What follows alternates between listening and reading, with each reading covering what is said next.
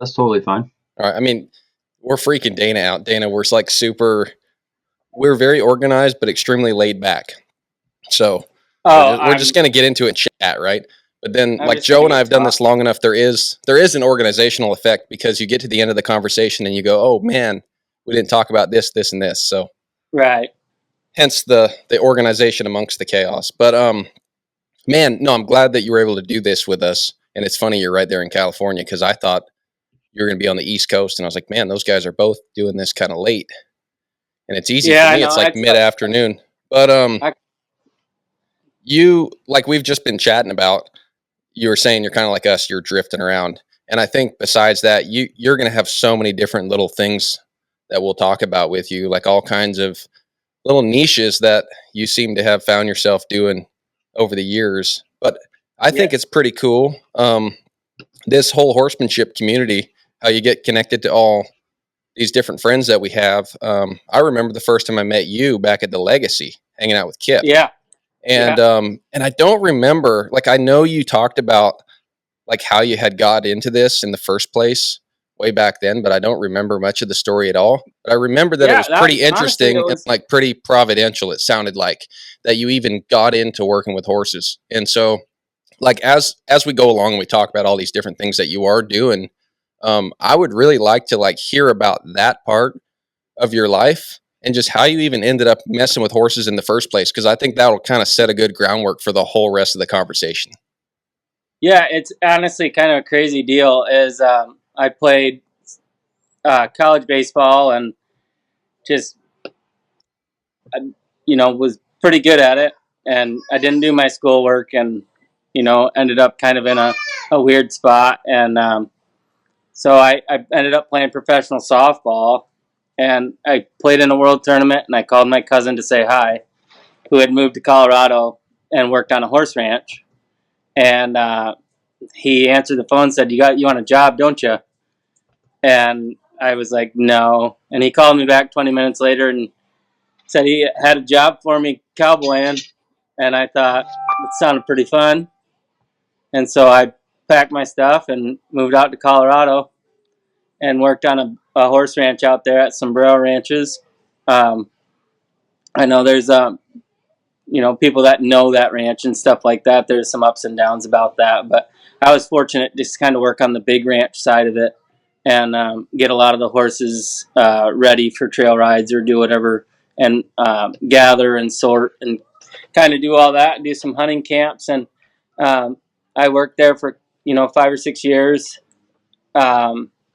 and I just really fell in love with riding and whatnot. And had you, like, prior to that job, so you had like no prior horse experience? No. So funny enough, wow. Like, I was the first dude. The first week we rode, or the first 2 days we rode, I can't tell you how many miles, because it was like a 28,000 acre ranch at that time, and so we rode all over. And I had never really ridden, so I didn't know how to post or anything. Like I'm like struggle busting it, and we're gathering horses, so it's not like you're walking, moving cows most of the time if you're doing it right. And so I had to take showers to get my pants off. Like, my legs were so raw from riding. And just one of those things. I kind of moved out there. I really didn't have a lot of money and kind of was stuck there, I guess would be the best way to put it. And I went from that in the fall, and then I went in the spring. We re-rode all the horses, and I bet you, man, I came off, I don't know, this is probably a low number, but 3 times a day. And I mean, I rode a lot of horses, and it was one of those things where it was just, I really didn't have any place else to go. So in about 3 months, I went from not really being able to ride anything that jumped off the ground more than 2 inches to pretty confident to ride anything that jumped off the ground as high as it wanted to. And it wasn't the style of horsemanship that we do now. It was more like if you really had a bad one, you could scotch a leg up or something to get on it. But it was kind of old school style a little bit in that aspect. I didn't know much of like the horsemanship side of things. It was just kind of get on and do the job with it. So I had a lot of really nice horses that didn't look very nice, just Yeah. kind of the old John Wayne hold to the Yeah. left, horse looks to the right thing. But yeah, and then from there, I moved to Iowa for a little bit, and worked at a Western pleasure barn. Sorry about my daughters in the background. No problem. We're pro kid on this show, Yeah. We're all about that. I moved to Iowa, worked in a Western pleasure barn for a little bit, and started some colts. And long story short, I moved out to Delaware, and I had gotten married, and then that didn't work out. And moved back to Michigan, and I found a job in South Dakota at a cutting horse place. So I moved out there and worked there for a little while, and found a job in Washington State. And so I moved to Washington State. That's where I met my wife and everything, and worked at a kind of a horse cattle operation there. And yeah, I just kind of was really just going with it just so I could ride horses for a little while. And I was fortunate because the ranch that I started on had around 1,500-1,600 head of horses at the time I worked there. So and to reride them all and get the buck out of them or whatever at the beginning of the year. So I was on anywhere from like 15 to 20. I think the most I ever got on one day was like 53, and it was just getting the buck out of them, riding around and getting them riding because they're all broke to a point. They just had 6 months off, and so we just jumped on them and got them going again. And then anyway, I left Washington and I ended up shoeing horses for a little while, just so I could try to get on the same page with my wife and her showing and stuff. Mm-hmm. And I moved down to Florida with her and was shoeing down there and had a client that had this big old 3-year-old.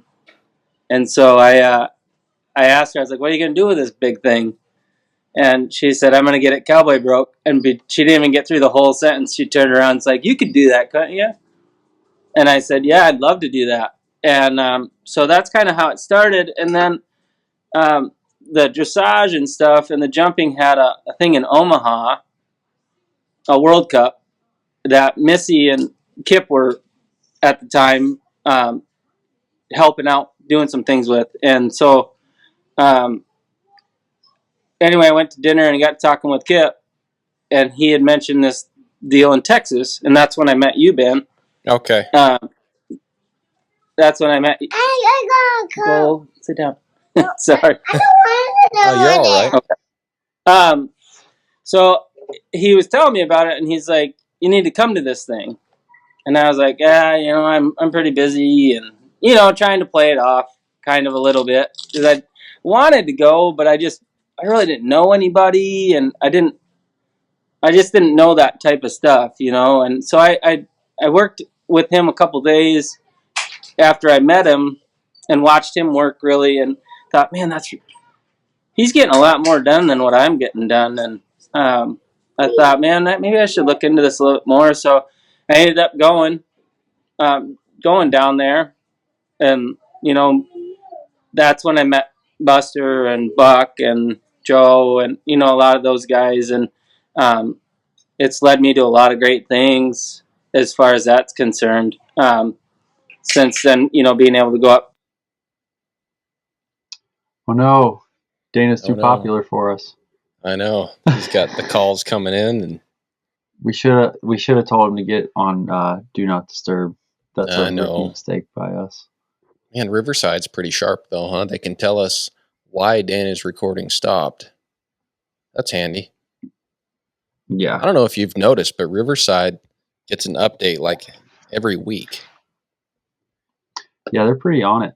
Yeah, they're doing a great job. Yeah, but man, talk about somebody with some grit. Like if you're gonna go into that situation, and like come out the other side. All right, he dropped out. He's gonna. Yeah. But I'd love to talk to him more about like those initial days. Yes. Because like, man, like, yeah, perfect. Yeah. You guys back? Sorry. Oh, is he back? Anyway, Dana, yeah. there put you your are. No put your worries. phone on like do not disturb or something like that if you can. Yeah, no worries. There you I are. When I do that, figure it out. He was like, I'm not sure if I'm technologically inclined enough to get this done. Man, he wasn't kidding, was he? Stop. Yeah. No, I'm not. Oh, you're doing a good job, man. Yeah, This is gonna like. What did I do? Now you're straight up and down. Yeah, there we go. Okay, that looks great. All right. Okay. Perfect. But Dana, while you were gone, we were just talking about. So before we get too far, the horsemanship journey, let's back up to the Sombrero Ranch, because that's really wild, man. You basically got recruited. You got recruited into the deep end for someone who hadn't ridden horses before.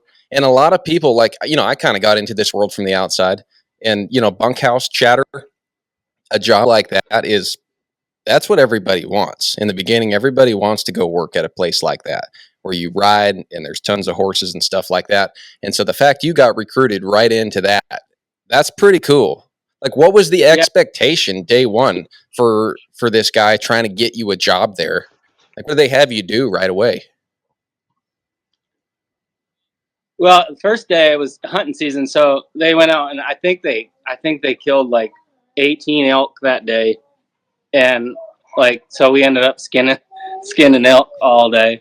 But it was just I was gonna pull shoes and just kind of be on a ranch, and I honestly I had no idea, and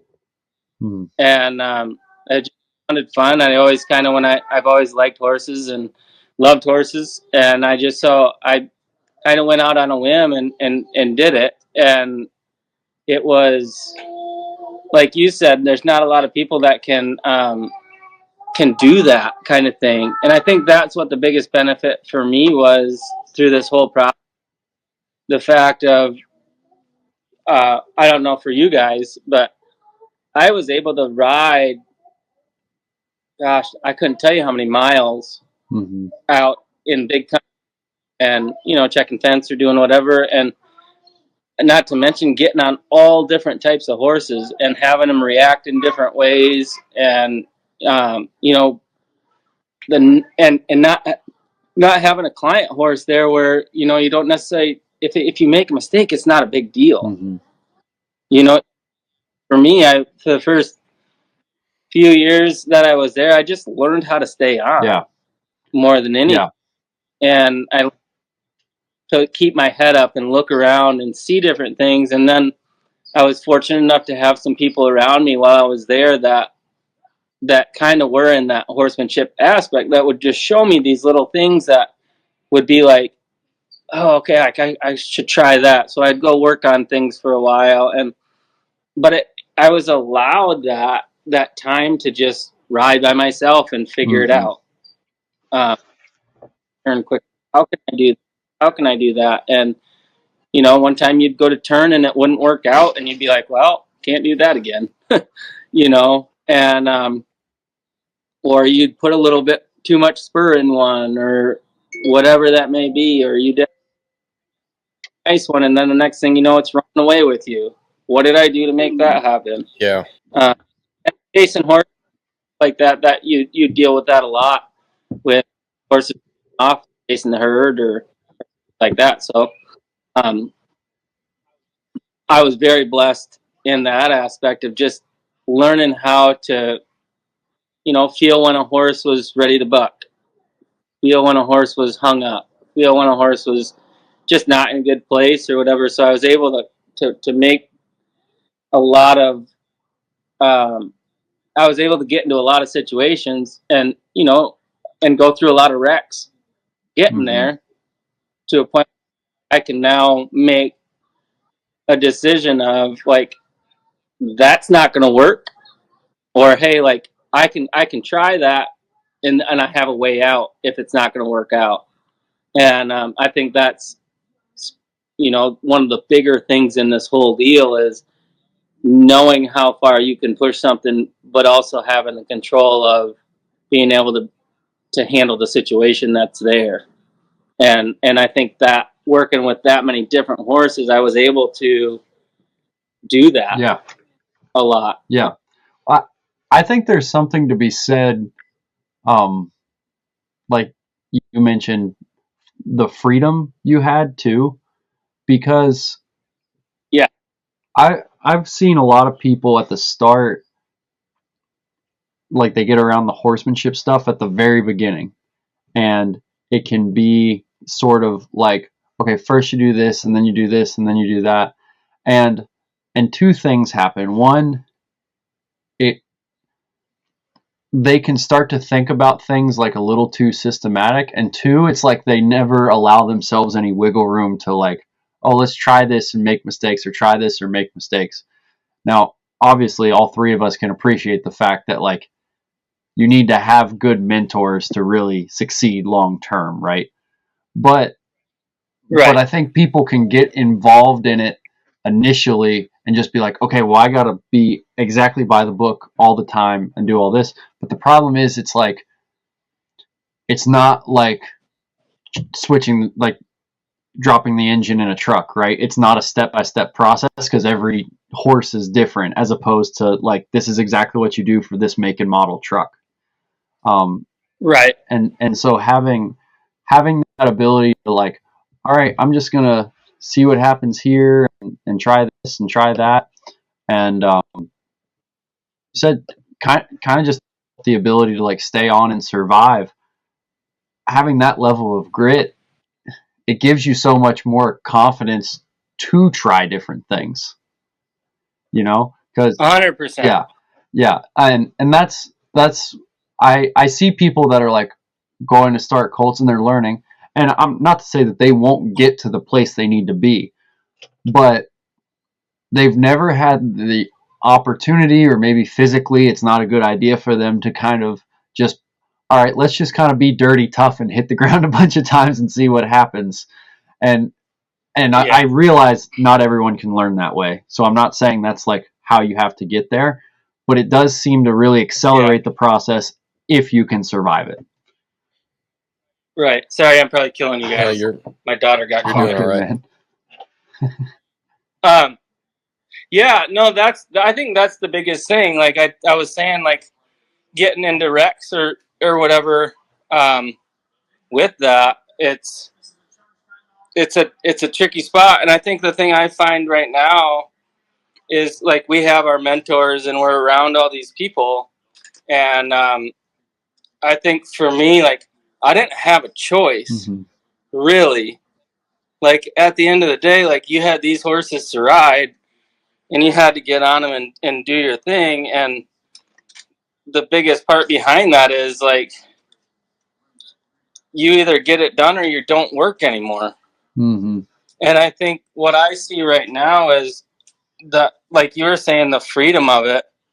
It's nice to have that freedom of knowing like it doesn't really matter how you get it done at the end of the day. At the end of the day, it's going to get done. Right. And, well, it's a mixture of freedom and desperation, right? Because if, you know, if you're just, if you do it more as a hobby, which there's nothing wrong with that, but you can, you can't afford to like take a step back, maybe go to a clinic or like, you know, if you don't have a timeline. And so it's like, there's some saying it's like necessity is the mother of invention, right? So it's like we've got to get this done in X amount of time. It might not be the best way, but we're going to figure out the way we can do it right now, and then maybe we can reassess, and the next go around we'll be able to do this better or a calmer way or whatever it is. Yeah, for sure.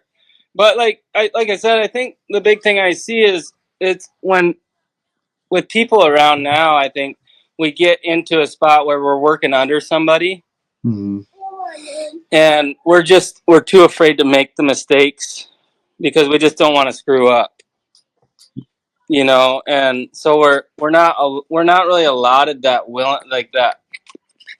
the mistakes that a lot of people out on the ranch and stuff are going to make on a daily basis or in their careers. You know what I mean? Mm-hmm. Yeah, absolutely. You're not gonna like, for me, I made a cajillion mistakes while I was out on that ranch, and it wasn't like it was, I can't say like it was that big of a deal, you know. Mm-hmm. And I think, like, for me personally, like with where I'm at now, I think with where you guys are at, you know, if you bring someone in to help you, your name's on the back side of that for probably a pretty expensive horse, and you don't just get that option to have someone go try things on it. Yeah. And so I think a lot of the people that are getting into this now are in that position of, we can't afford to make mistakes or whatever that may be. And so they're not making those mistakes that, you know, a lot of those guys out on the ranch and whatnot are making through the whole thing. Mm-hmm. Yeah. So if that makes sense. Yeah, absolutely. And I think also that there might be an element of, you know, for years now, there's been kind of the horsemanship movement, and then people inside of there kind of look at the rest of the industry and say, oh, people are so bad at starting horses, or all this stuff goes on, or yada, yada, yada. Just a lot of real negative press on the rest of the horse industry. The people in the horsemanship world think, Right. well, this way of doing things is so great. If anyone comes along that doesn't have a lot of experience yet and they want to work with me, I'm going to help them so that they never have to make mistakes. I'm going to help them so that they learn how to do it correctly from the ground up. And it's a great, I think it's a great aspiration. It's coming from a good heart sometimes, but it's not realistic that you can take a green person and you can Right. train them up without ever having to make mistakes or ever have to learn wrong information, so to speak. No, that person needs as much freedom as you had when you were figuring this out too. And if you don't give Right. it to them, then they're 100%. either going to become a very underdeveloped horseman, or they're going to have like a midlife crisis and go get the experience on their own at some point. Yep. Yeah, it's I try my best, and I think it's hard for people too. Like for me, I tell people all the time, like I'll have a young one, or I'll have, you know, something that's there that's a, like, you've gotten to a point where, you know, you can afford a day of having someone get on them and move them around, and maybe be able to make some of those mistakes without getting in trouble. But you know, just even clients and stuff like that, it's like you got to try. You got to try it. Like, I don't, you know, and I think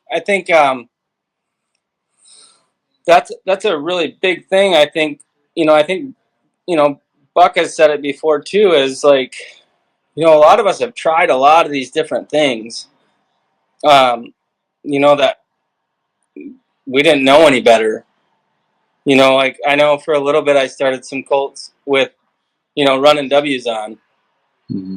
I'm not proud of that, but I never heard anything. I never did anything to, like, physically injure a horse. But it, you know, was it the safest thing to do? Was it the best thing to do for the horse? No, it wasn't.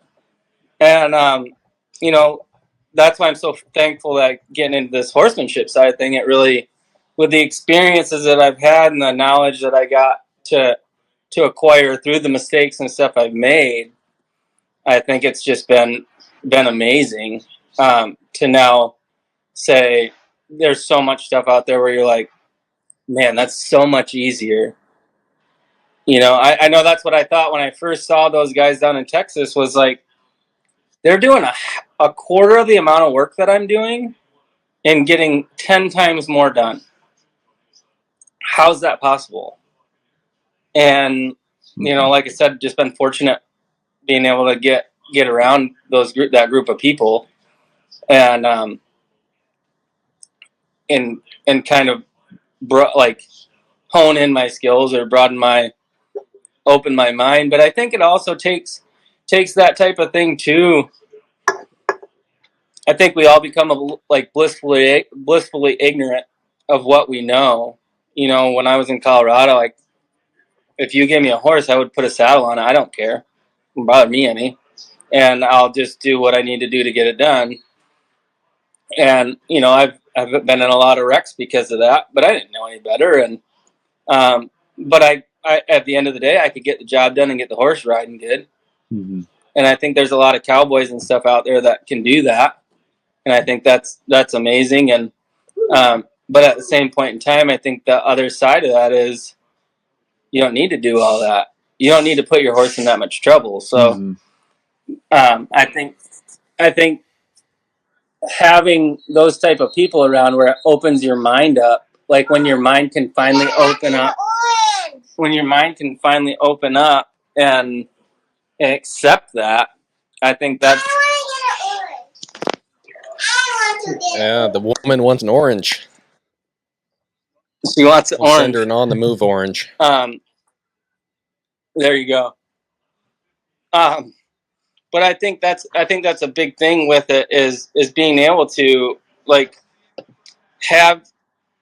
do things in a way that suit you for a while, and then all of a sudden now you have someone out there that does it better, and you see it, and then you go, and your brain allows you to accept this other information. Mm-hmm.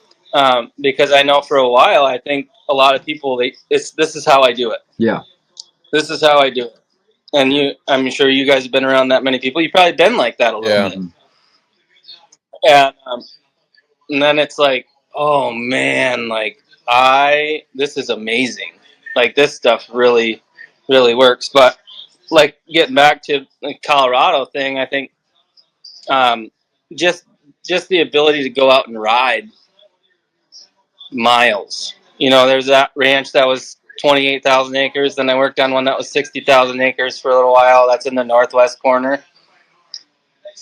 And then, you know, doing hunting camps and learning how to pack and learning how to, you know, just do all different kinds of things with horses and understand how to get around that type of stuff.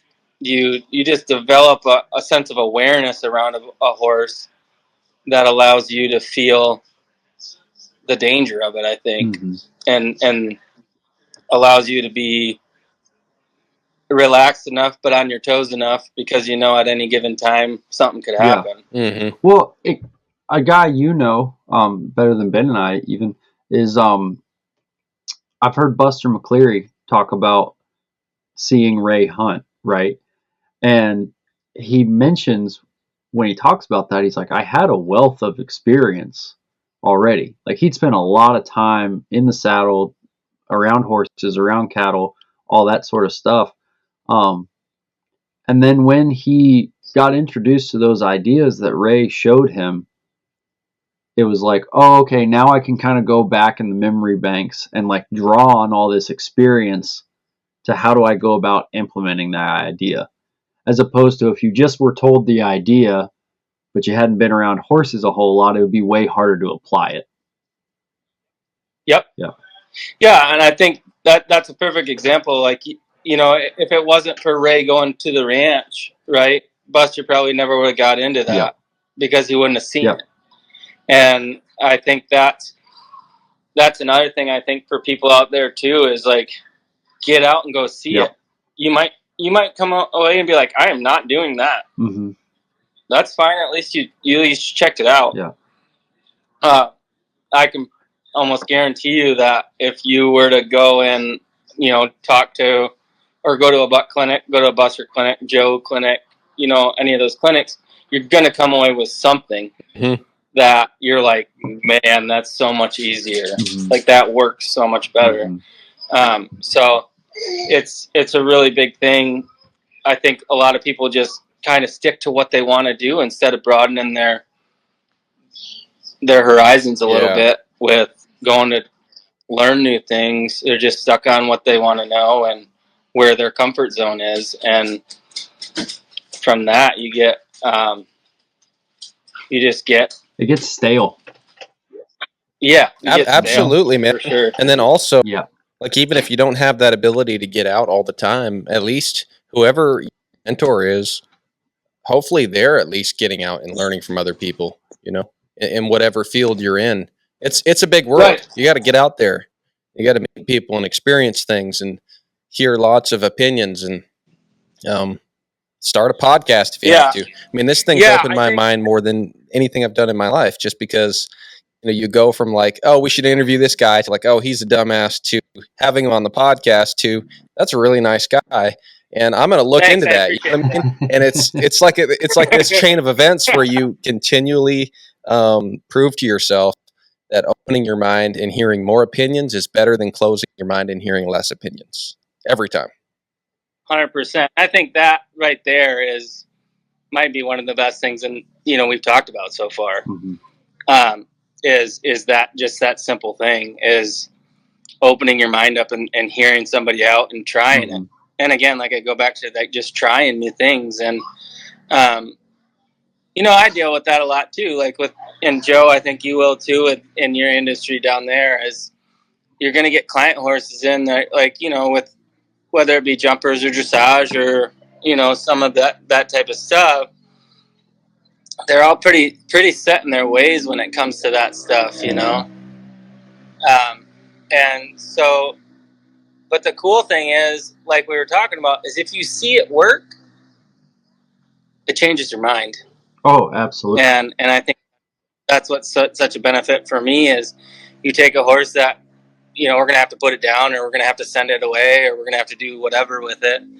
And then in a month or a couple months, like, you're riding around on that thing and everything's going great and the horse is getting along, and all of a sudden people are like, whoa, what's he doing? Mm-hmm. I want to know. And I know for a fact, like Buster and I have talked about this before too, is when he met Ray, he watched him do all these things and he said, I don't know what that guy has, but I want it. Mm-hmm. And I think that was, ironically, when I went to Texas, I went down and Buster's group was the first group in, and he was on that moonshine horse of his, and I don't think he took more than like 10 steps with that horse and got those things walk, trot, and lope around the arena. Probably nothing that big to anybody else that's been doing it, but the way he did it, I was like, I don't know what that guy's got, but I don't know what's going on here, but I need to figure this out, because there's no way I could have ever done that. Mm-hmm. Mm-hmm.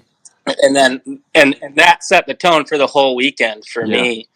It just so happened that Buster was the first one in, and then, you know, then you had Joe and a couple of the other guys and Buck come in, and it was like, okay, this is it. This is the ticket. And I mean, I sat with my jaw dropped a majority of that weekend, and it was pretty intense and a pretty good deal, I think, for me in my life, and more so in the horses that I work with than anything, you know. Yeah. Because I'm able to think, but it not only has changed, you know, my life and my stuff with horses, but my life in general. Yeah. Just being more acceptant of things that go wrong or whatnot, you know, like being able to work through problems easier, all that kind of stuff. Let me ask you this, Dana. Do you feel like because you were exposed to this a little later in life, you know, when you were, it would have been what, early 20s for you, right? Like when you started really having to work with horses. Do you think that made you more receptive, as opposed to maybe like a kid that grew up on that ranch and you're like, well, what do you mean? This is just like how we've always done things. And I know you weren't introduced to any other concepts in the beginning, right? You were just kind of trying to survive, like you said. But because you were an adult, you were kind of more in the mind frame of like, I got to figure out how to do this, as opposed to maybe a kid that's just riding. They're like, oh, this is just how it's done because everyone else is doing it around me. Yeah. And I run across that too with, you know, just people that I know in my life. It's like, this is how we've done it my whole life. And, you know, and that's fine and everything, because, you know, they're pretty successful and very successful in what they do and how they do it. But I also, for me, a lot of times you'll look at a lot of those type of people, and you'll see, out of 100 horses, 20 of them, 25 of them, 30 of them will buck hard, and they'll get into trouble. Whereas you could probably limit that down to maybe one, maybe two, if you did it right. For a majority of horses, if you're pretty handy with a horse, I feel like a majority of horses are fairly easy to get around. With experience, yes. Right? Like with all the experience that I've had under my belt and stuff. And then there's the tricky ones. And I think those are the ones that, for me, I think have really taught me about how to go about it. There's so many now that I look back, I'm like, man, I made a lot of really great horses pretty nice. So it's interesting that you say that. Is I do think that's a thing, Joe. I do think that being I do think I was a little bit more open to it because I had no idea. And I think you weren't tied to like a tradition or a culture or anything necessarily. Like you had no dog in the fight, right? You were just trying to figure out the best way to survive. Well, and I think it took me so long to get around, these other guys too, like, Buck and those guys is, where I worked and stuff, that he did clinics around us and stuff. And, you had the cowboys out there that were like, whatever, like he doesn't know anything. And so you kind of grasp that same mentality because that's what you're around. Yeah, absolutely. And that, like, for me, knowing what I was like, man, I was there 8 years. I could have been like into this 8 years ago, 10 years ago. Like, what was I thinking? But yeah, I mean, if you grew up in it, you're even more so in that kind of mindset, I think. But I think a little bit of it had to, do with the timing of it for me too. When that all happened, I just kind of started my business down in Florida, and I was working with jumpers and dressage horses. So it was like, how do I do this? Yeah, exactly. And it probably is advantageous to do it in a more peaceful manner, not having to use running W's and tying up legs and stuff. You probably get more clientele doing it. A lot less scary too. Yeah, I bet, especially on some of those big boogers. All right. Well then, cool, man. Let's talk about that. So how did you end up meeting your wife? And I feel like that changed your horse career a little bit more, if I'm not mistaken. For sure. So I actually met her in Colorado at that ranch. They do a horse drive, and her family came out to that horse drive, and I met her, and then, like, I think 8 years later, or not even 6 years later, I think, in a roundabout way, when I moved to Washington, I got in touch with her through Facebook, and then, we ended up dating, and then we got married. And she's obviously in the dressage world and doing really well. And so I started working with some of those horses, and, it's definitely interesting.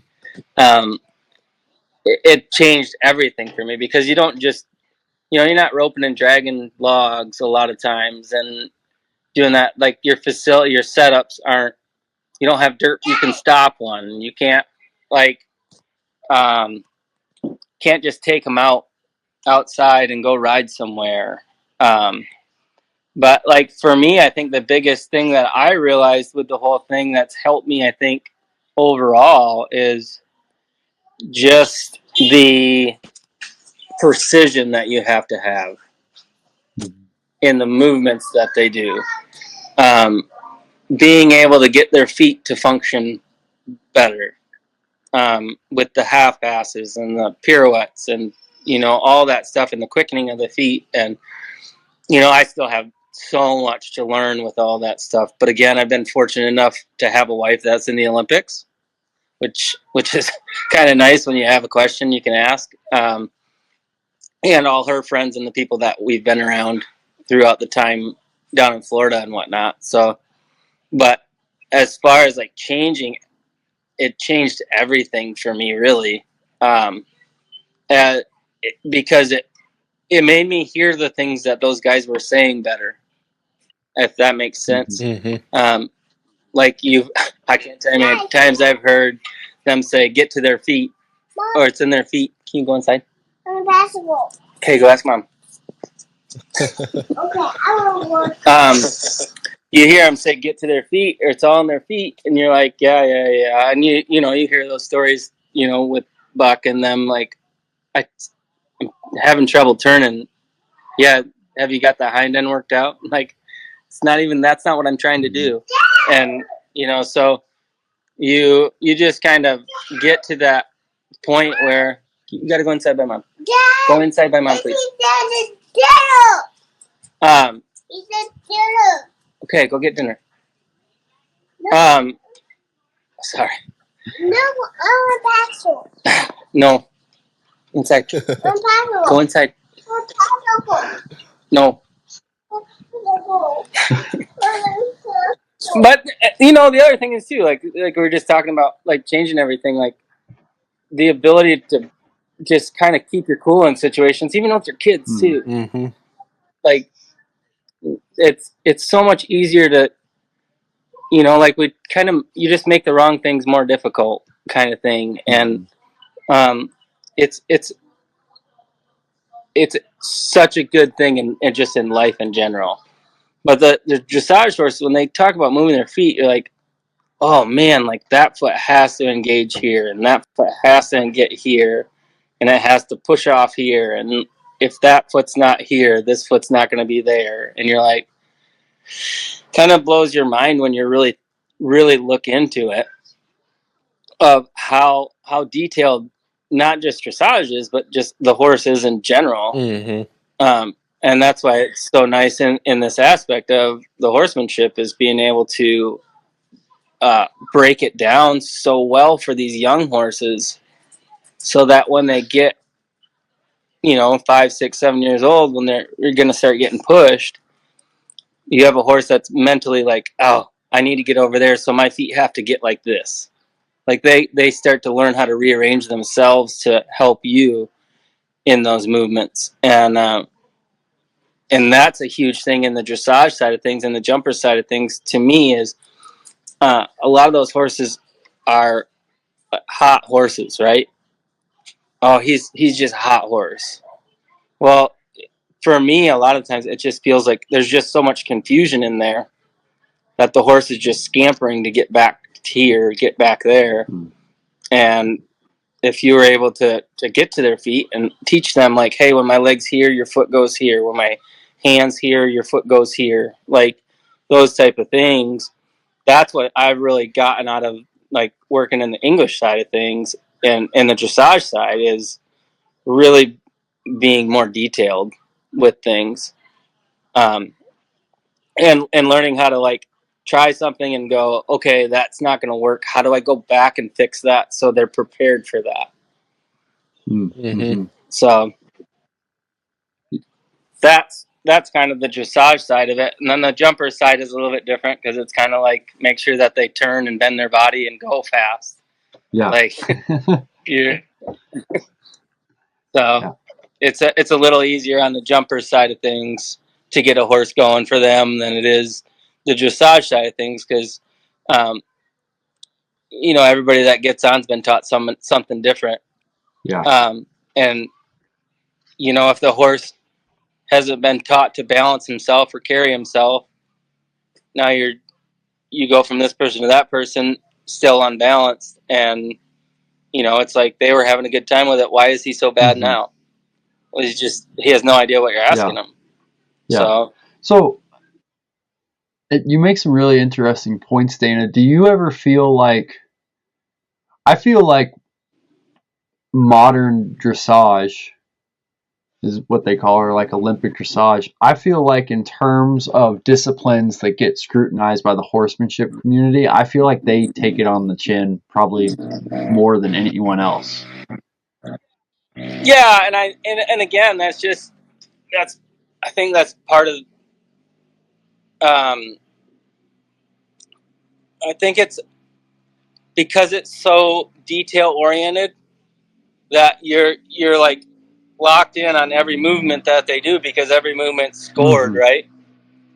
And so like any flaw in that test, someone's going to look at and be like, well, I can't believe that horse did this, or I can't believe that horse did that. Well, like within like the jumper side of things and stuff, you can turn a horse to the left and have its head go to the right, and no one's going to say anything. You know, and but yeah, I mean, I think the other thing I notice in it too is there's good and bad in it. Obviously, there's a lot of people out there that are really trying to do the right thing by the horse, and you know, even those people are getting scrutinized or whatever too. But well, and that's every discipline. To be fair to dressage, right? Yeah, there's people that are trying to do the right stuff. You know, whether it's exactly the horsemanship principles we kind of mentioned earlier, or if it's their version of trying to do the best by the horse. They're not trying to compromise the animal in order to get to their goals. But then in that same discipline, there are people trying to compromise the animal or its body or whatever, trying to get to their goals. Right. But I would say a lot of it too is more like, I don't know, like in my honest opinion, there's a lot of like the amateur side of things, right? Where you have like, to me, dressage is more difficult to ride than the majority of it. Yeah. I mean, I'd agree with that. Love to put you on one that's in a collected trot and say, okay, sit in your seat. And you'd be like, how do you sit in your seat? But I also think too that it's more difficult at the higher levels, but it's also easier at the lower levels. Yeah. Does that make sense? Like if you are new to riding, the barrier to entry for dressage is not high compared to like jumping or even cow horses or something like that. Right. And I think in that aspect, you're getting, the internet, you're getting a lot of more keyboard warriors in it because, you can go do a first level test or something like that. But like, and I'm just speaking just like how I feel about it. I'm not putting down anybody or anything, but I think because there's so many people that are able to get on a horse and just ride in an arena and stuff like that, and again, in any discipline, but jumping's more difficult in that aspect where you're going 25, 30 miles an hour jumping a fence. I don't think I've ever jumped anything on purpose. So, that to me is like, I don't know if I really want to do that, So with the dressage side of things, I think you get into the people that are like being told all these things, but don't really know what they're looking for a lot of times and how to get there. So, you guys know just as well as anybody that like, it's not going to look pretty all the time. Yeah. There's going to be a spot where you're doing everything right and helping the horse out, and the horse gets in trouble mentally and goes, I can't do this. And they throw their head or they rear up, or you're like, oh man, I didn't mean that. And you work them out of it, but you're not going to see the side of them working them out of it. You're not going to see the side of them working with it. It's just going to get put on there of this is what their horse is doing. More so of, oh man, that she had a bad deal, but man, did you see how she worked through it? I think in that side of things, I don't think there's enough people that stick around to see the end outcome. And that's not just dressage. Yeah. I mean, we have that at colt clinics and stuff. I was going to say you could do that. We've been at buck clinics together, like all three of us. Like you could definitely take like a 20-second clip from a buck clinic and absolutely go viral. But if you watch like the whole 60 seconds or 2 minutes or whatever, you'd be like, oh wow, that came out really nice and that went a lot better than it could have. But yeah. And you could take a 20-second clip and be like, well, everyone in that video is canceled now, right? Right. And I think that, I know. Some of the stuff that you see, you're like, man, I think there's a lot of guys out west that are cowboy and are glad they don't have cameras Yeah. on, you know.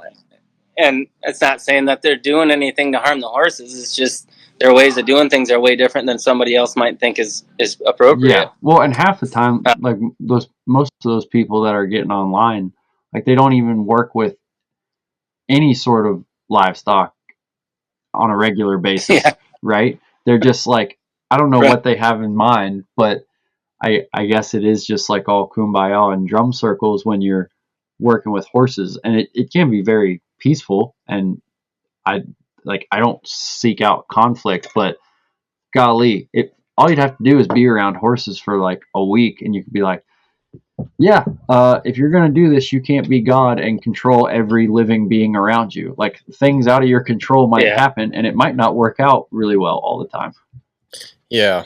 Right. And I think that's, like you just said, I think that's what we have a very, very unique opportunity as horsemen, you know, like, you know, we're still striving to be great horsemen, right? But I think we have a very unique opportunity to present things in the way that we've been learning, to further educate people on how to help their horses through things. Yeah.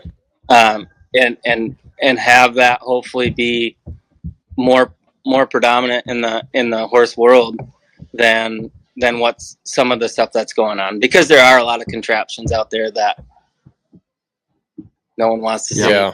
Oh yeah. You know, it's funny, Joe, like I was thinking while you were talking about the people who don't even work with livestock anyway. And Dana, you know, you nailed it. You said they're keyboard warriors. So like keyboard warriors, the reason why they're keyboard warriors because they don't even have personal conflict in their own life with other people, right? And it's not because they're so good at problem solving and being a diplomat that they have their life in order. It's because they have tons of problems and they don't ever face them or talk to people in person. So they're typing it into a keyboard, and they probably treat their horse the same way. So it's just it's like a societal trend that a lot of people fall under. No matter what you do for a living, people are coming away from like facing and taking care of their problems, but they're sure good at typing. And so it's not even, it's not even just the comments. It shows where people are at with their own problems. And if they work with horses, they're going to have the same problems, and they're going to end up doing what you're doing, or they're going to have to just totally forget about it altogether. But there is no middle ground. There isn't kumbaya. I think you killed it right there with that. Is I think like what you said is, you know, they're going to be on the internet and be a keyboard warrior or whatever. But like, I think that's our society right now too. And I think that's the one thing that I love about the buck clinics and buster clinics and stuff like that is it's personable. Mm-hmm. You get real life answers. You get real life scenarios. You get real life feedback. And you're not just watching one thing and trying to come up with an idea. And I think, you know, for me personally, being around those guys, you know, you're going to get yelled at quicker if you do something wrong. What do you do? Mm-hmm. And you better think on your feet real quick. Yeah. You don't want to look too dumb there, but at the same point in time, like, that's the stuff I think that people need to strive out. And I think that's the one thing that I don't go looking to get yelled at, obviously, by Buck or Buster or any of those guys, but I don't mind the fact when they do. Like, I enjoy that in a weird way, just as far as saying, hey, like, I don't know, I grew up with Dad as a football coach and everything, and played sports, and you know, when your coach isn't trying to teach you or on your case, they don't care. Yeah. And they don't see anything in you that can get better. And I think that's why I really like that atmosphere, is if you can go in and, you know, I think just like anything, you got to be able to go in and prove that you're able to, you know, be that you want it, you know? Yeah. I don't think I think there's a lot in it too, where there can be people that go and so they can say they've ridden, and you know, there's a lot of trainers that have gone and ridden with people one time and now they're a disciple, you know. So yeah, I think that's a thing for me is I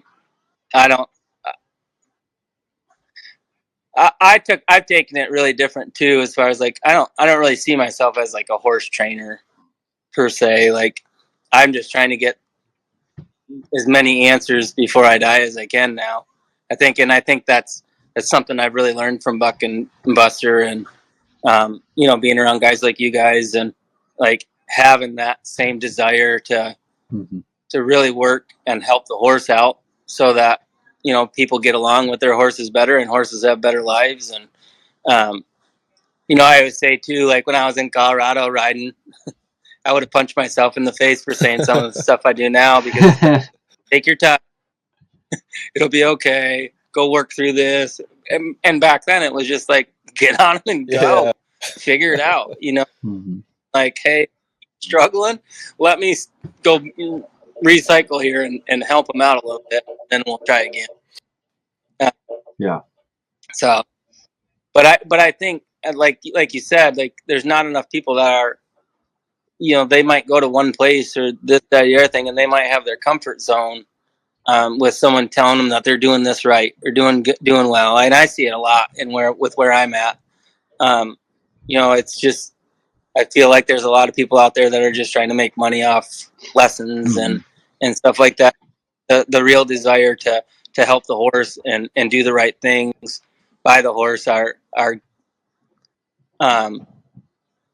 they're tough to watch. Yeah. Well, there's a lot of people that teach lessons or they're trainers, right? And they have their clients, and they definitely take the philosophy of don't kill the lamb when you can shear the sheep every year. And they just keep them coming back. And, a lot of times the people they're teaching are amateurs, and they just don't get any better. And I mean amateurs, like they're not trying to do it for a living either, but it's like what they do. And the trainer then gets away with like not having their students improve, because the trainer maybe isn't that talented, or they're deliberately trying not to have them improve or get too much independence, right? It's interesting. Well, I think that goes. Go ahead, Ben. Right ahead. I was just gonna say, I think it's interesting because you can go a little bit the opposite way with that too, Joe. Is there's these trainers that are giving all this advice, but they're not going out to learn anymore either. Exactly. You know what I mean? Like, so like I see it a lot, like where I'm like, I know for me, I spend thousands of dollars to go travel and try to do something in the summer at least, to where I can make myself better. And I see you guys there, so I know you're doing it too. Like it's not an easy thing to go out and put the money in to all this traveling and stuff. But I think you guys would both agree too, by doing it, it's not just helping the horses I'm working with, it's helping my business alongside of that too. But it's also it's for me, it's, I don't know. Like I said, I've told this to Buck too, and I'd almost assume that nobody knew who I was, in that world down there, as far as having a problem horse and sending it to the cowboy. It's almost gotten a bad name down there with some of that stuff, and I just assume work with the horses and hand them back and never have anybody say anything about it. Just for me knowing that I was able to help one out or whatever. And I think Buck really helped me with the client side of things, and just saying, for the time that you have that horse, that at least in that part of that horse's life, it had a good deal. It might never have one again, but it did then, and it will never forget it. And that's always stuck with me big time. Yeah. That's good advice. Good thing to remember. It'll help you a lot.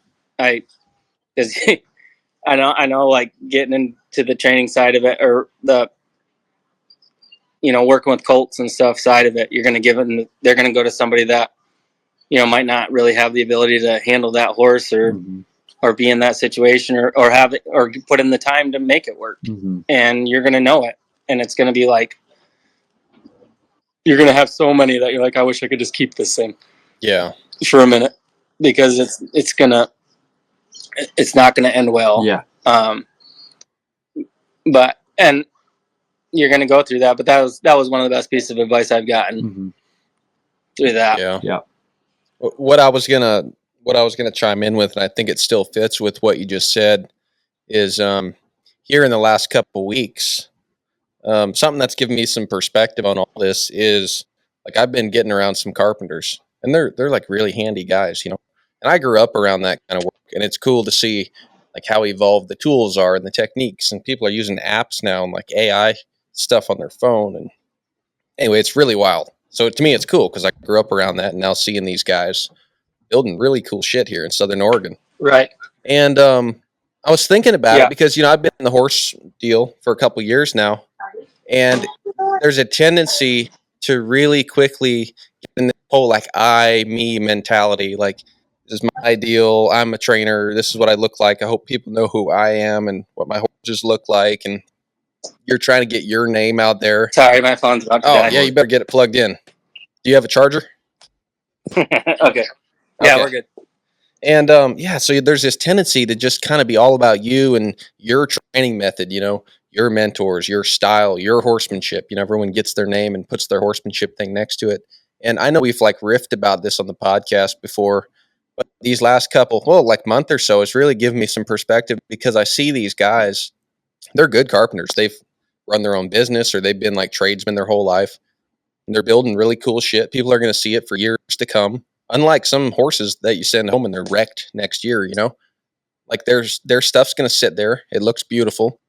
And these guys are so goal oriented. Like they don't care who knows who built it. Even while they're working on it, they don't care if another guy has a better idea. They're very goal oriented. They're not like me, and I wonder what the name tag will say on this project when it's finish oriented.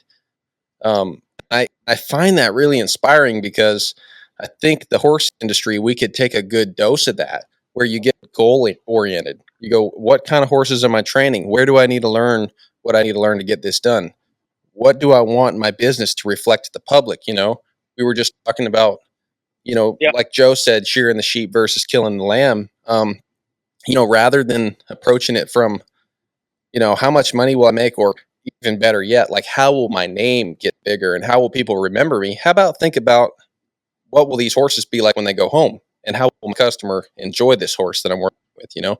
And I've been really inspired by watching these tradesmen who really have a lack of ego, especially when it comes to like another guy having a better idea than them, even like a much younger guy, just taking it on and being like, yeah, that'll make the project go way better. Let's do it. And in the end, the project looks great. They go on and do something else. No one remembers they built it, and it'll be there for years to come. And it gets done so much better because there's no ego, you know, it's just goal orientation. And that's really helped me. And all these things Joe and I have been talking about with different guests on the podcast, I think about it all the time now, and it just makes sense in a different way. Like, wow, like you can get so wrapped up in the image of your horse training business rather than the actual product. Yeah. You know? Yeah. I think for me, it's been, you know, being able, like, fortunate to get to some Buck stuff and being real fortunate to be able to go down and start some colts with Buster. I really think, like, for me is like, I'm never going to be them. Mm-hmm. I'm not going to be Buck. I'm not 6 foot something tall. I'm never going to be Buster. I'm never going to work the amount of cattle he's worked in his life. You know, I'm not going to think. I'm not going to process things the same way. But I can be close enough to where the horse will understand that I'm there, you know. But like you said, like losing your ego at the door is a huge thing. It's I think that's one thing for me is like you go around like just watching Joe and, you know, all those guys down at Legacy. It was like, they're so much better than me. But at the same point in time, I don't like to be bad at things. So it gives me something to go, I know I'm not there, but I'm going to try to get there. Mm-hmm. And it allows you to push yourself and be there, not because I want someone to know my name. Like, I don't. Buck has a way bigger name than Buster does. Just you pull up the internet, right?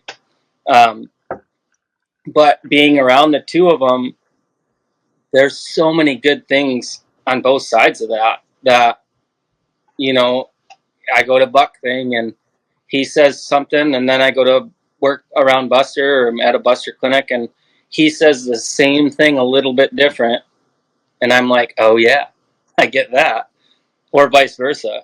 And like, just being able to understand the fact, like, you're not in it for yourself, you're not in it for other people, you're in it for yourself and to do the best work that you can, I think, is the best way to put it.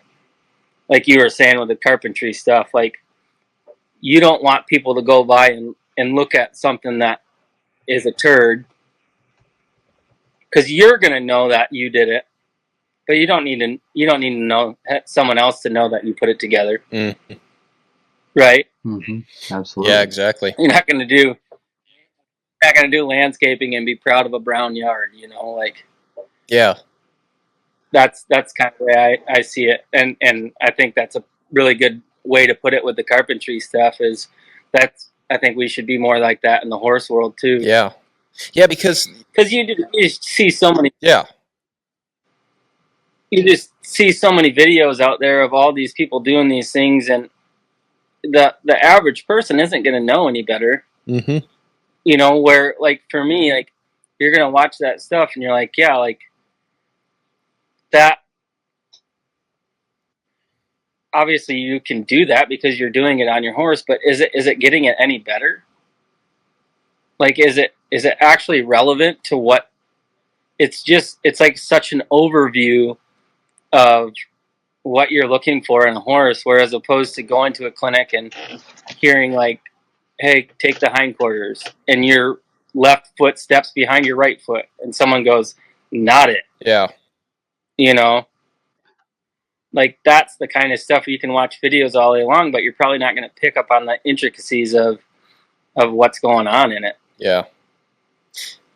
Yeah. And so I think it's hard in that aspect of, like, I think the Buck channel is great in the aspect for me because you can go watch him start Billy Bob or, somebody work with Buck or Beef or whatever, and you see all these little things that you're like, oh, I wouldn't have done that.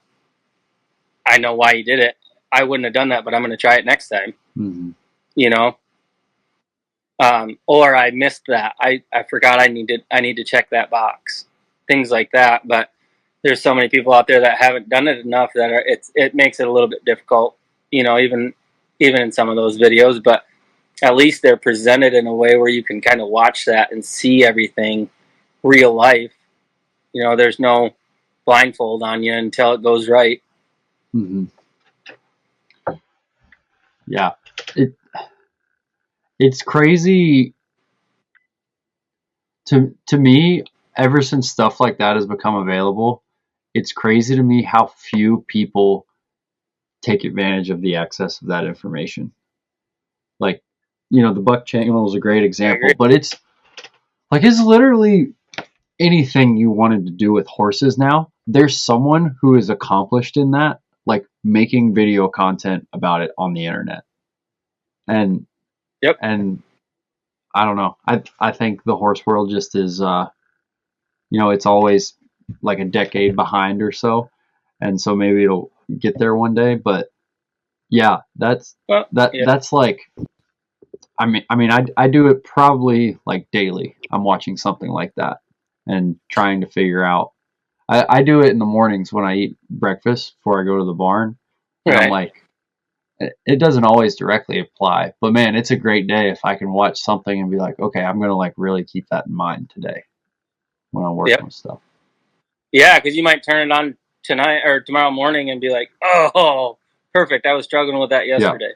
Yeah, exactly. But I think too, like, you look at all the t-shirt designs out there now, right?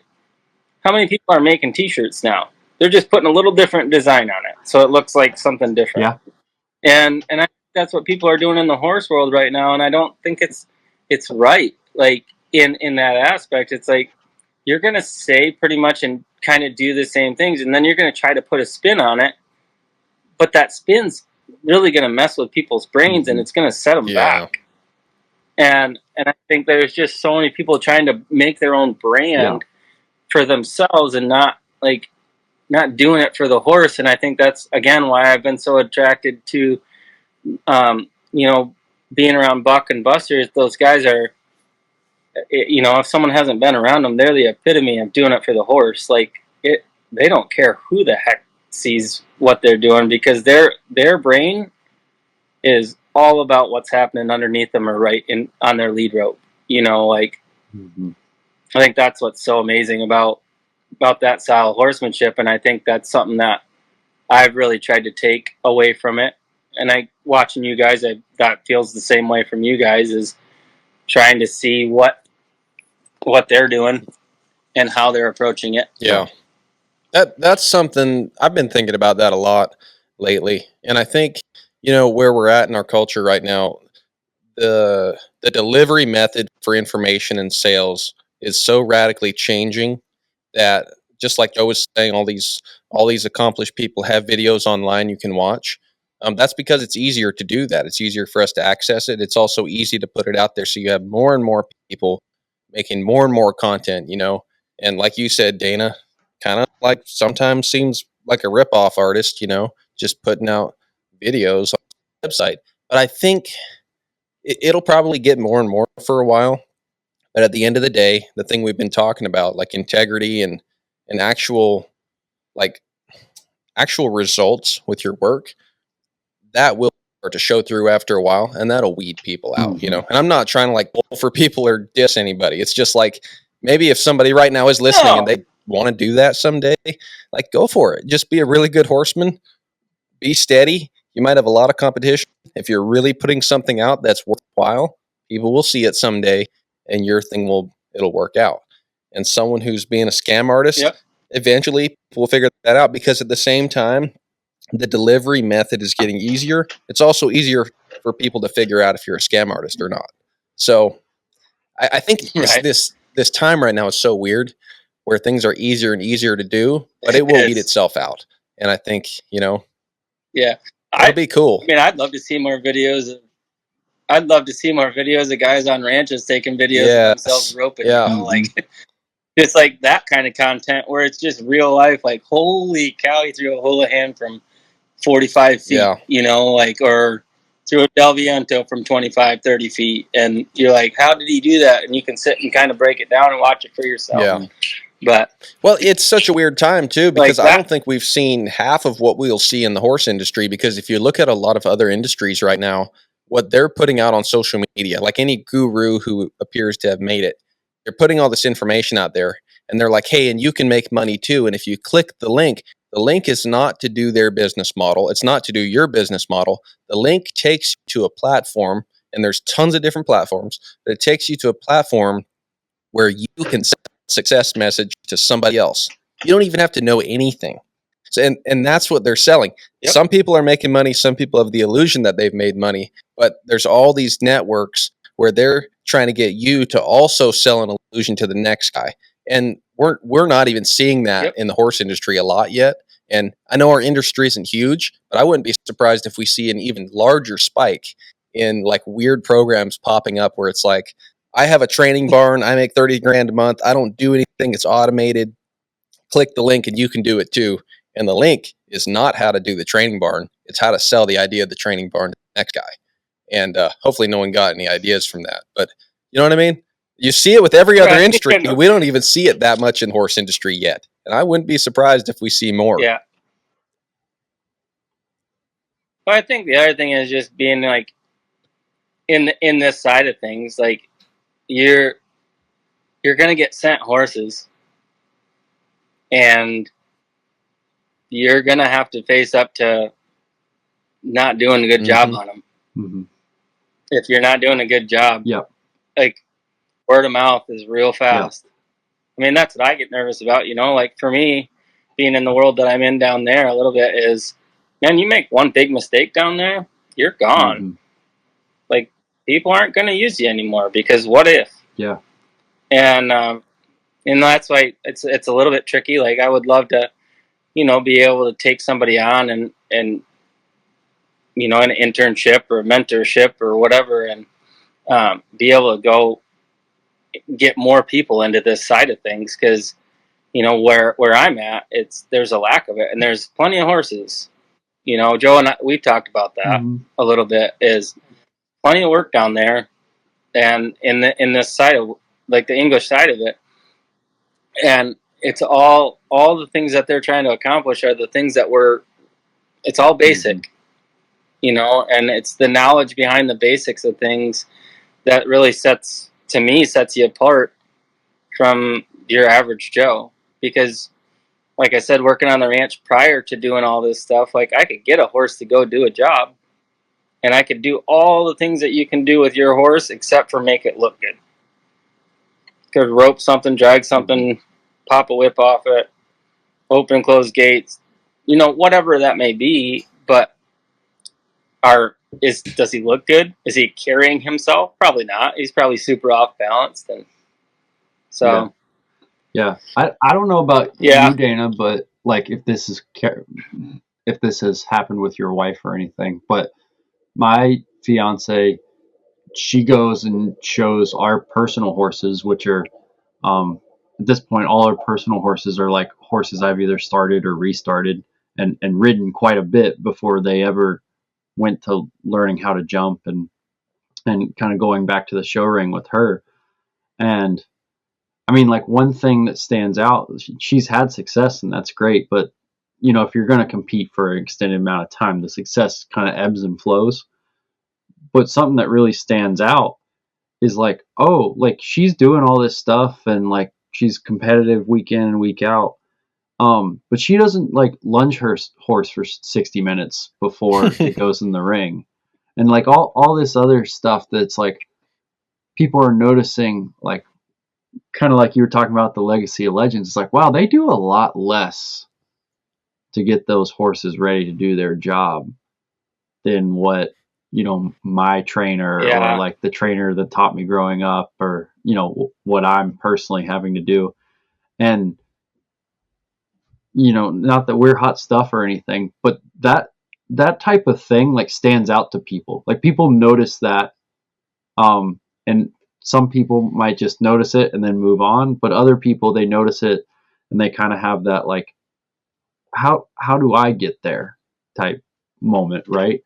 Like that's where the work and the horses just kind of speak for themselves. So yeah, over the long run, in a perfect world, like, everyone just starts doing that type of stuff, and then you go to those shows and then that's how it is, and there isn't like a designated lunge ring and like all these different things they have. Yeah, I think, my wife and I really haven't hit into that too much, honestly, because, the horses that she has gotten have been a little bit older and kind of more further along, so that she's kind of, but she's not lunging them. Right. She's getting on them and going. And if she was having to lunge them, I'm sure I would be more heavily involved in that. But, I think it'll show up more on, we have, a couple younger horses now that will be more like prevalent, and that it's going to show up more. But but those horses, but I think,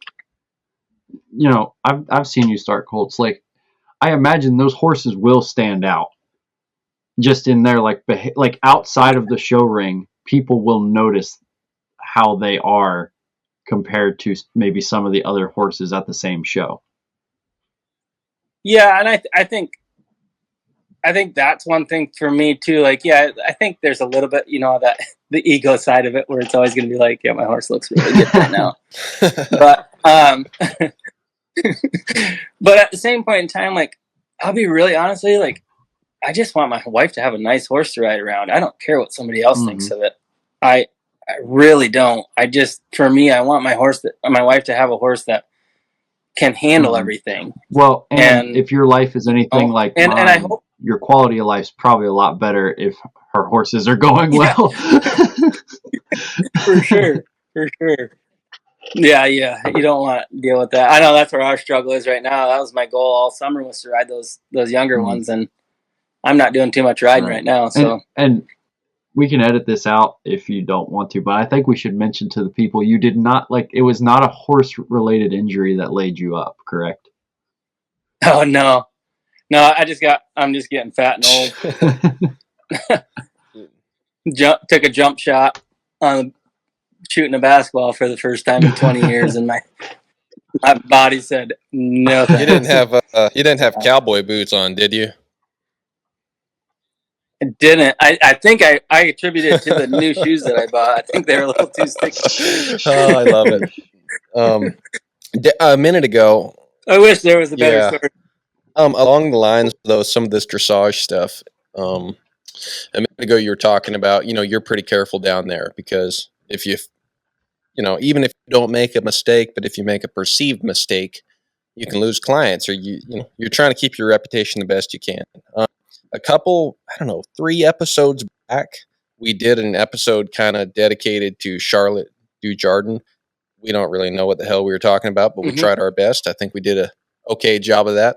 But I was going to ask you, besides your wife, do you work with any other horses that are pretty dressage adjacent? And did just curious, we don't have to dive into it, but just I know you're very close to that world.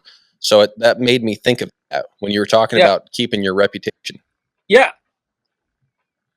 Yeah, I think I work with a lot of, I've worked Grand Prix horses down to colts. I've worked kind of all different aspects of the dressage side of things now, and work with all different, international riders to amateur riders. And, that Charlotte thing, I don't know. It's hard because, for someone like Cowboy and stuff like that, that's very minimal. Not that I would do anything like that, but anymore. But I've done it, and I think the one thing behind that too is, as I watched it, because obviously being entwined in all that stuff is, I of course looked at the video to see what the big fuss was about, and my perception of it was, probably a little bit too much, but when the horse did what she wanted, she released. When the whip was popping, it wasn't hitting the horse on a majority of it. So there's, I think we want to do, I'm trying to think of how to put this. You want to be as gentle as possible, but as firm as you need to be, type of thing. And when I say that, you're really trying to get it done with very, very minimal pressure. But I think so many people have taken that in the wrong context as you can't put them in pressure. You can't get after them. You can't do these things. And now saying that, there's a better way probably. But unfortunately for the horse world is not everybody's educated enough. And so, especially with people that are very, very uneducated, something like that's going to look like a monstrosity. It's going to come across like beating a horse to death. So I just have to share this real quick. When we were doing the researching for that episode with the Charlotte deal, they had a BBC clip on it, and then they were like, now there's calls for how should we the UK respond to this in terms of the laws in place, and we're going to talk to the leader of the London chapter of PETA.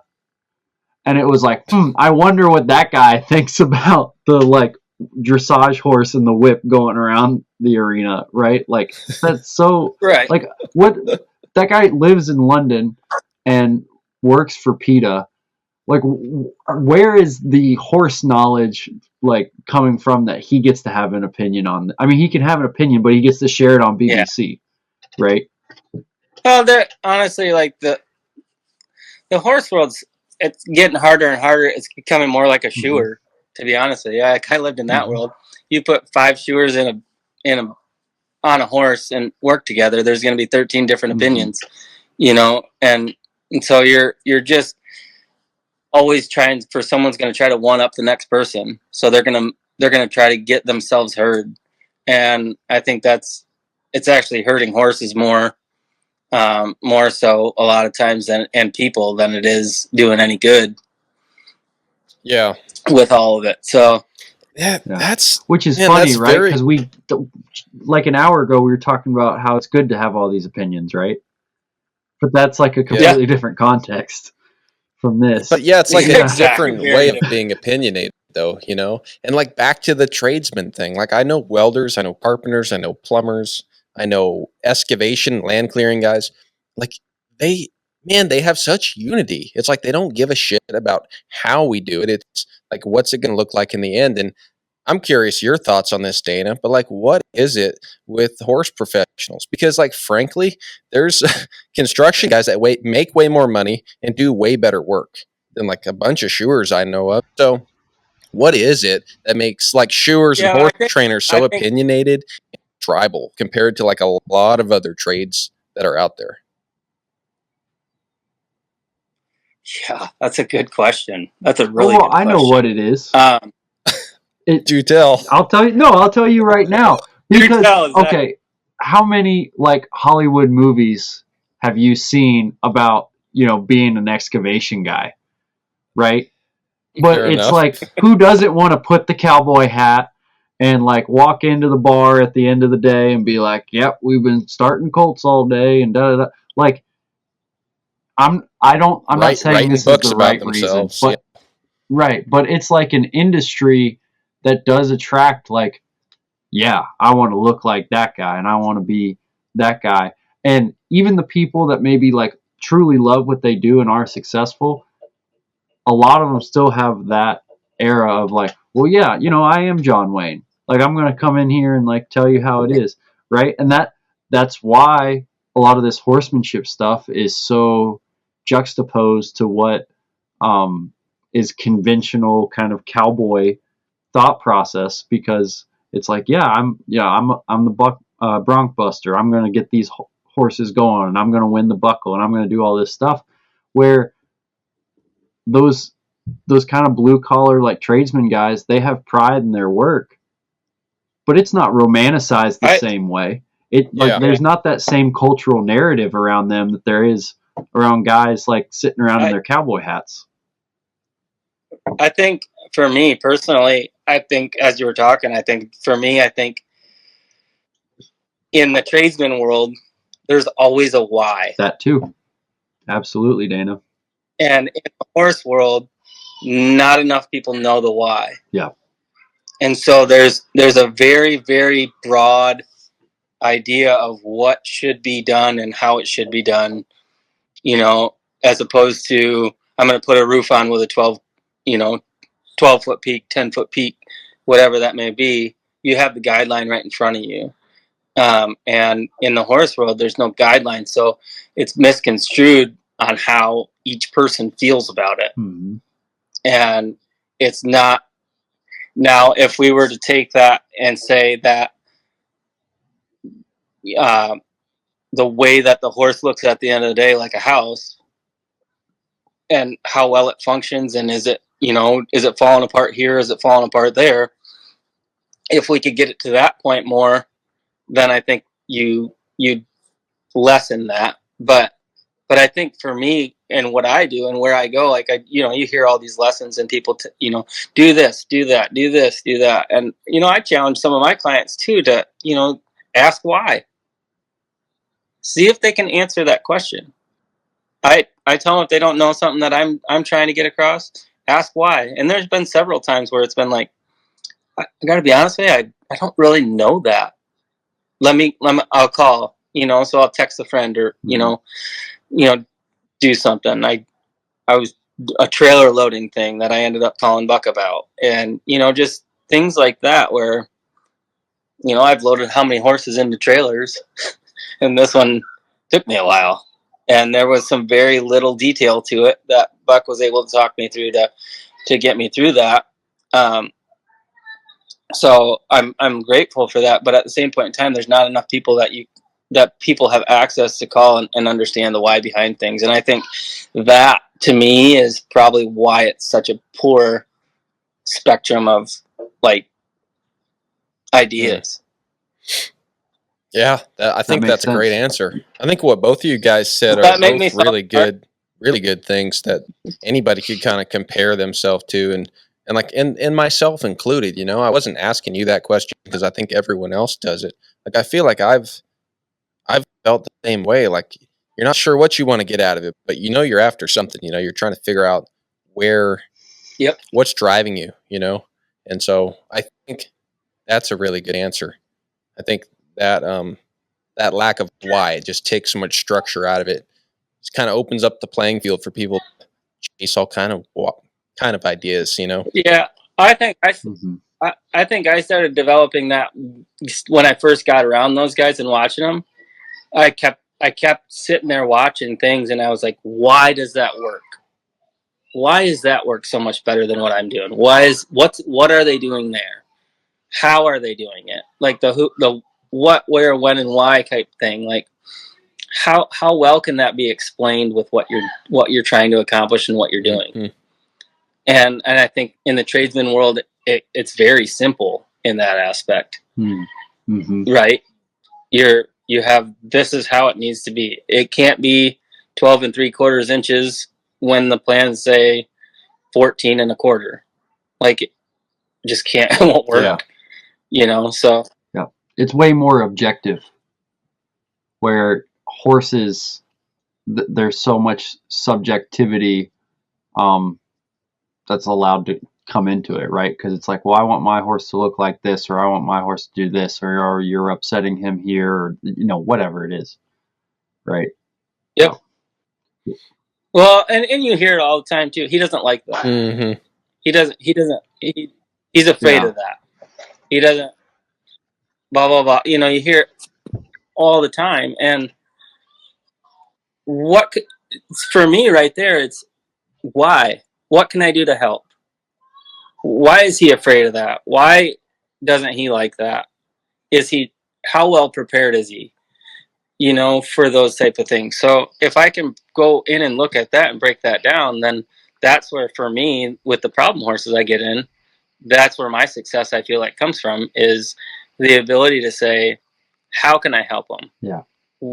What's happening as I go into that spot that's causing them to jump sideways or stop and rear or whatever that may be.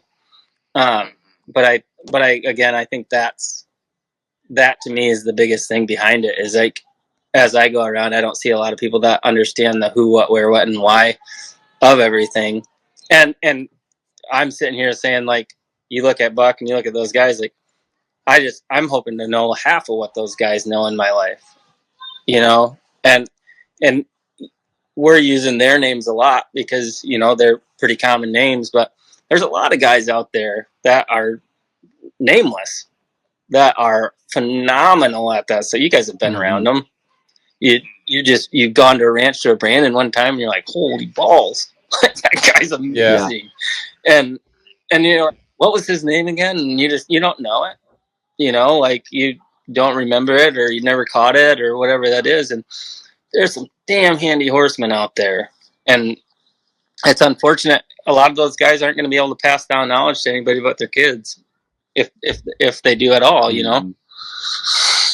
And I think there's like we've talked about a lot of here, is just people trying to make a name for themselves, and our world's so based around how much money we make now. And yeah, you have to make a living at it, you know. And you know, for Joe where you live, as opposed to like for me where I live, things are more expensive. You know, if you're in Idaho, middle of nowhere, you can afford to have it half the price of what you might need to have it down where we're at, or whatever, you know, just the cost of things. But it makes it, I don't know. It's just one of those things. There's just too many people trying to make money off the whole thing, and in turn, they're driving themselves right in and trying to scoop underneath some of these guys that have made it possible for people to understand these things. And now they're just going in and trying to use the quote unquote verbiage of what they said in their last clinic they were at. Yeah.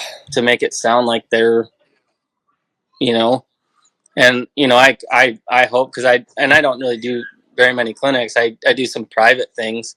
And, you know, I've talked to Buck about that too a little bit. And I just, like I've told him, like, at the end of the day, I don't need any of that stuff. Like, for myself, I don't need to be able to go do clinics. That's not something that for me, honestly, is like, I don't want to, I want to travel the country every weekend and be away from my family and go teach people how to do this that don't really care sometimes. Yeah. I'm there with you, man. You know? I totally agree. Yeah.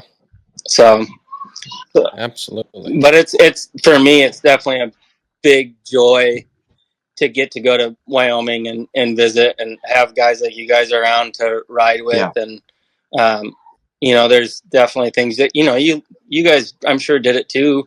Maybe with me, maybe it was Gabe or somebody else, where you look over and be like, what are they doing over there? You know, and I know I've done that, looking over at you guys and just checking out, oh yeah, they're doing that. Like, and then the next thing you know, you might be doing something, you look over, someone else is doing it, you know? Absolutely. But that's okay to me. That's okay. Like, I think might be something, hey, you just triggered something in that person's brain that they might have missed. Yeah. Great. And I think that's a really good thing in those situations. Yeah. So absolutely, man. I mean, we all make each other better. And that's what makes conversations like this so great, because I think a lot of people have a really good heart. But then when you get to hear lots of perspectives, it gives you a perspective of your own. It allows you to kind of step back. You know, maybe you can't take off for a week, but you can take off for 30 minutes and listen to a podcast that kind of goes, hey, man, like, step back, look at your life. Why do you do this? What are you working towards? Yeah.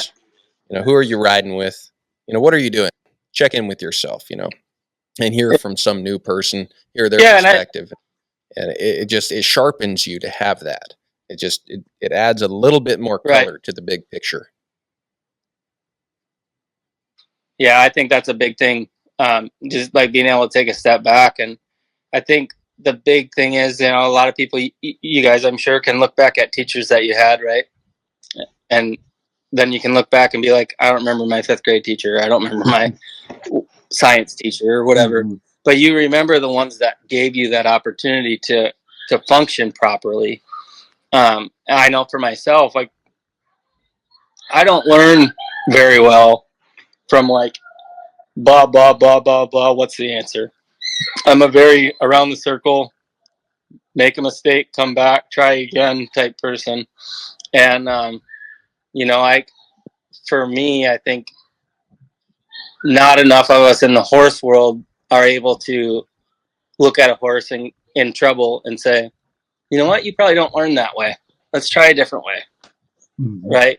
And I think that's one of the biggest benefits for me is I've had some things in my life that, you know, have happened. And, you know, you like look at Buck's book, right? The Faraway Horses, and him talking about his life, how he grew up.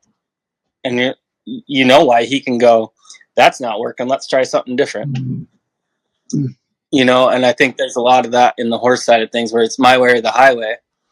Not, that's not working. Let's try this, you know? But yeah, absolutely. No, I totally agree with you, Dana. But I think, yeah, and I think that's why it's so good, like being around each other, is because, like for me, like Buck, and hearing his book and hearing the story and having it kind of be pretty similar to kind of how I feel mentally sometimes. It enables me to kind of take a breath and do those things. And, you know, watching the first time in Texas, watching like Brad Andrews, he worked for Buster. Watch him work with a horse rearing up, and Brad and I have become friends since then and whatnot. But I just loved how he worked with that horse, so I went and talked to him. Mm-hmm. And I think the ability to present things and ask questions and stuff, but the ability to seek out how you can help a horse learn differently. What are different ways you can do and present to those horses that will help them get educated quicker? Yeah. Yeah. Because that, I mean, we were talking about goals. Like, that's the goal, right? Is like, what's the straightest line to to understanding their job. That's our goal. Right. But and I think it's a curved line. Yeah. Well, it is, but like how do you know what I mean? Like how do you make that shorter? Like on the next one, how could I have explained that better? Yep. Yeah, and then the third one that you get from there, you're like, okay, I kind of got this figured out. And right. It goes, this one you got to go the other way. Yeah, and it's just like you got your 5, 6, 7 millimeter, 8 millimeter wrenches in there, and you're just going and picking one out and fine tuning. Absolutely. Every little thing that you can in your toolbox, but I think that's the key behind it, right? Just going to put as many tools in your toolbox as you possibly can, so that you have that good set of tools, and then you have all those tools that like your granddad had. That's like I might need it. Yeah. That piece of wood that's been sitting there for 20 years. Yeah, it might fit somewhere. Yeah. Oh man. Absolutely. Joe, how are we doing on time? I was just about to say I think those are some good thoughts to kind of wrap up on. Like that's a really good place to go off of, because I totally agree with you, man. Like having the community and getting around other people, it kind of keeps you fresh and keeps the wheels spinning. Because earlier we talked about getting stale, and if you're just around a bunch of other people and they're kind of doing their own thing and there's an exchange of ideas, it's really hard to get stale if that's happening. Yeah. Yeah. Yep. And that's why I think all of us seek those times out west and Buster's clinics, Buck's clinics, anybody's clinics that you can get to, that you're just around something with some sort of new idea that you can maybe go home with and work on for a little bit. And absolutely. So try not to come doing the same thing wrong next time you're there. Yeah, right. Absolutely. Dana, I know you were laid up, man, but I still really do appreciate you taking the time to sit down and talk with us. This is a really fun conversation. Absolutely. I wish I had more time around you guys to ride and everything too. Oh, we'll get it worked out. I'm sure. For sure. I know when we'll talk about this more in the future, but I know the next couple winters we're planning to be in Florida, so we might cross paths hopefully. Okay. Yeah. Yep. For sure. That'd be good. For sure. Ben, good luck with your chariot race. Yeah. Across the country. Yeah, you bet. Thank you. And yeah, like I said, if you need anything coming up, if something happens or whatever, need anything, just I'll keep that in mind. Shoot me a message. We got some places. I'll keep that in mind. Thank you. So, and definitely. I hope you heal up fast. And you're awesome, man. Thanks for coming on. This has been fun. Yeah, we're gonna stop recording, but don't hang up just yet, Dana.